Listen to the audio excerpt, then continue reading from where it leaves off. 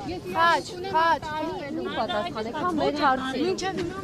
Չի կարելի, ղեկավարն է երկրի։ Գրելով իրան ու նույնիսկ վիդեո եմ արել, տեսանյութ եմ արել, ուղարկել եմ անձամբ իր նամակին։ Ես արհամարված եմ 2018 թվից ես խնդրում եմ, որպեսզի մեր տունը ու ոչ միայն դա ինձ է վերաբերում, դա վերաբերում է Գյումրի քաղաքի բոլոր տնակի բնակիչներին։ Ինչ է նշանակում Հայաստանի Հանրապետության կառավարությունը ոչ մի պարտավորվածություն չունի իր քաղաքացու նկատմամբ, բայց քեզ ինչի համար են ընտրել դրե ղեկավար, որ հիմա դու այդպես արտահայտվես, որ քաղաքացին գա ուզենա քեզ տեսնի իր խնդիրը, քեզ եղի դու արհամարես, աշխատակիցները, իր падգամավորները, իր գրասենյակային աշխատողները այնպիսի արհամարական վերաբերմունք են տալիս քաղաքացիներին, դա անասելու է։ Ես մեռա գնալով ու գալով, մեռա խնդրելով, մեռա որ ուշադրություն դարձնեն այս խնդրին։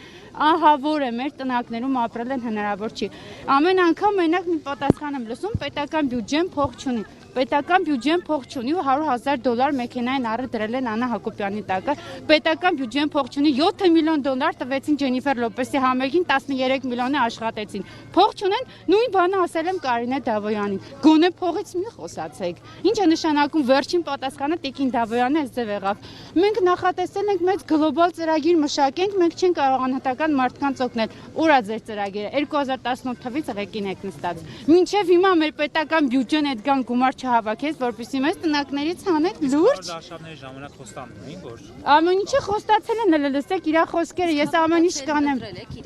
Ցավոք սրտի ես այո։ Սև Գարենորը, որ ես հավատացի այդ մարդուն ու Սև Գարեն գրիչ է, որով այդ գալաչկեն դրել։ Ես ազնվաբորը ասում եմ։ Հիմա ես այնքան եմ փոշմանի, անգամ եղել է դեպք, որ ես դիմում եմ գրել, ասել եմ, որ չեղյալ համար են իմ ընտրության պատասխանը։ Եթե ես իրավունք ունեի ընտրելու, ես նաև իրավունք ունեի չեղարկելու։ Բայց ինձ ասացին, որ դա անհնար է։ Ավելին ասեմ, ես նույնիսկ պատասխան չստացա։ Գրավոր դիմումին ես պատասխան չստացա։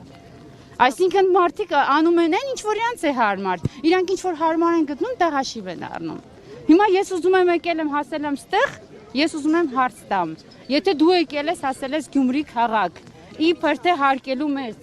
իբր հարկելու այդ զոհերին, Էլի մի հատ մտածել ես այդ զոհերի ընտանիքները ինչ վիճակով են ապրում։ Ինչպես են իրանք ապրում։ Շնորհակալություն։ Խնդրեմ։